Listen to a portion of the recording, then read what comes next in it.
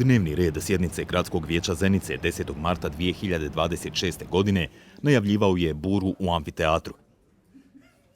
Vijećnici su pred sobom imali prijedlog za eksproprijaciju zemljišta supruge gradonačelnika Fuada Kasumovića, koja se nalazi u budućoj poslovnoj zoni na južnom ulazu u grad. U dokumentima je na prvu sve izgledalo uredno. Površine, procjene vještaka i prijedlog da grad Zenica razmijeni nekretnine sa Mersijom Kasumović. Gradska uprava je predložila da joj se da gotovo 11,5 duluma zemljišta u središtu Zenice i isplati skoro 78.000 maraka. Za uzvrat bi grad dobio nešto manje od 4 duluma zemljišta u naselju Perin Han.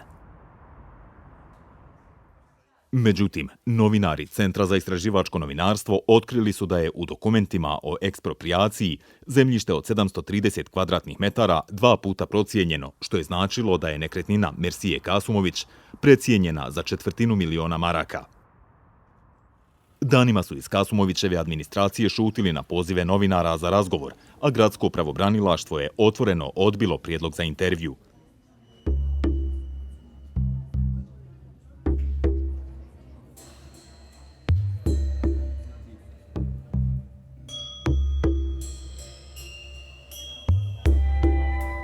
Prije početka sjednice, novinari CINA su tražili odgovore od predstavnika gradske uprave kako bi spriječili izglasavanje odluke o eksproprijaciji, koje bi građane Zenice oštetilo za ukupno 333.000 maraka.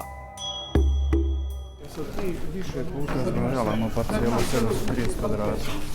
Jesam li više puta? Ja zbrajala ono prijedlogu svu. Izgleda je ovako kao ekspropisano. Sad nemam.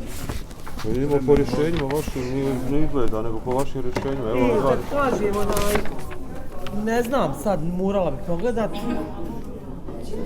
Nije ni vrijeme, ni mjesto da o tome i sad, tako da ne mogu sad stvarno, ne znam. Koja je to 730? Kad su uloži? 4821. Kao da je 2 puta ekspropisano. No, jeste. Evo vam 2 rješenja imate. Tužilaštvo vamo, prijavite i eto.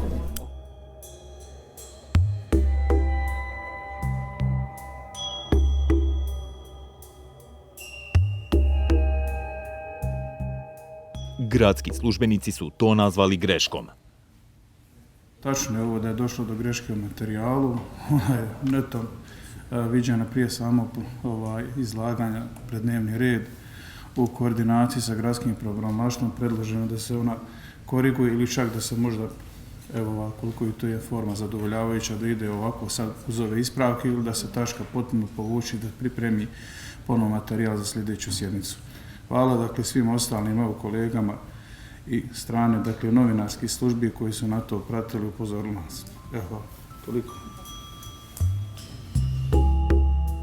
Nakon upozorenja novinara CINA, gradske službe su prije početka sjednice obračunale da gradonačelnikova supruga treba platiti razliku gradu Zenica, a ne obratno. U tom slučaju Kasumović Mersija treba da plati gradu Zenici 177.585 konvertibilnih maraka.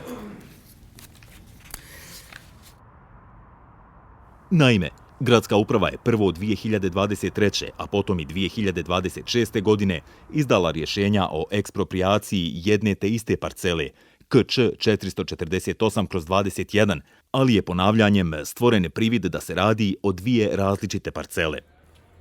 Uprava je potom angažovala sudskog procjenitelja Stanka Bagarića, koji je parcelu 2 puta ukalkulisao u konačan obračun površine, koja je tako umjesto stvarnih 3.258 narasla na 3.988 kvadrata.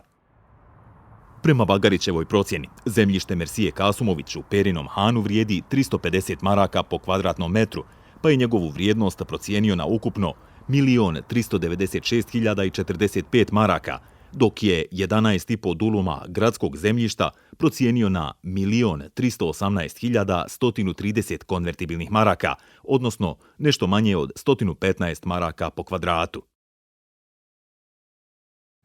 Ja ću biti slobodan pa da ovu tačku dnevnog reda nazovem pakleni plan. Zadatak ovog gradskog pravobranioca jeste da brine o gradskoj imovini. Tražim odgovor da li se radi o istoj parceli 2 puta. Ne razumijem vas. Evo, Kažem, Izvolite, ono ćemo odgovoriti. ne primjer, na osnovu ga se utvrđuje prosječna cijena. Ali ja zaista ne mogu komentarsati na vas šta. Kako ne možete, vi ste vodili cijeli ovaj proces. Mislim, ne može ovo ozbiljno. Ja ne znam. Vještak u najmanju ruku sumnjivo procijenio vrijednost njenog zemljišta naspram onog koji ona bi trebala dobiti, ali napominjem i vas javnost, iza svega toga naravno stoji gradonačelnik. Kasumović nije htio stati pred kamere Cina. Rekao je da nema ništa sa greškama gradskih službi, nazivajući ih strašnim. Dodao je da je na gubitku u ovoj razmjeni nekretnina, jer zemljište koje je dobio nema istu vrijednost kao ono njegove supruge.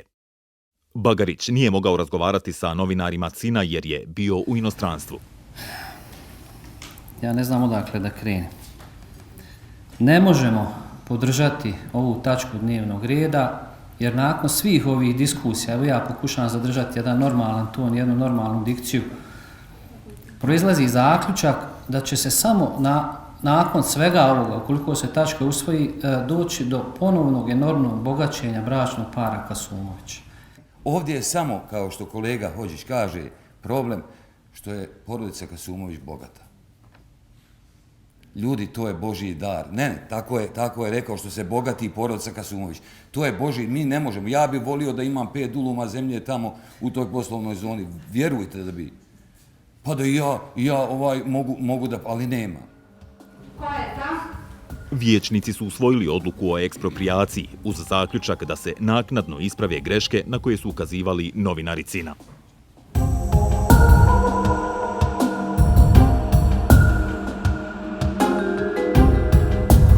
Zemljište Mersije Kasumović je dio zajedničke bračne stečevine, zbog čega ona promet nekretninama ne bi mogla obaviti bez saglasnosti supruga.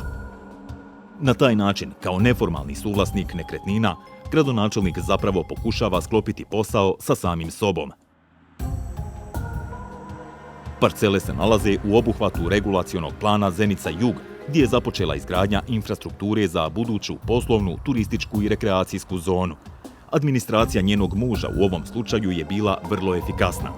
Regulacioni plan je usvojen u decembru 2022. godine u vrijeme drugog mandata gradonačelnika Kasumovića.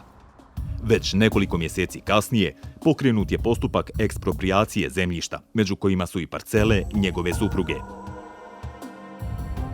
Ovdje imamo situaciju da je taj regulacioni plan donesen nezakonito. Naime, regulacioni plan je usvojen bez prethodno donesenog urbanističkog plana, što je suprotno zakonu. I onda 2022. smo mi podnijeli krivične prijave zbog nezakonito donesenih regulacionih planova, a na temelju koji se recimo sada gradi ovaj trg Rudara i još masa nekih drugih stvari. Britvar je 2024. dopunio krivičnu prijavu i u nju uvrstio i regulacioni plan Zenica-Jug. Tužilaštvo Zeničko-Dobojskog kantona ove prijave je kasnije proslijedilo posebnom odjelu za suzbijanje korupcije i organizovanog kriminala, POSKOK.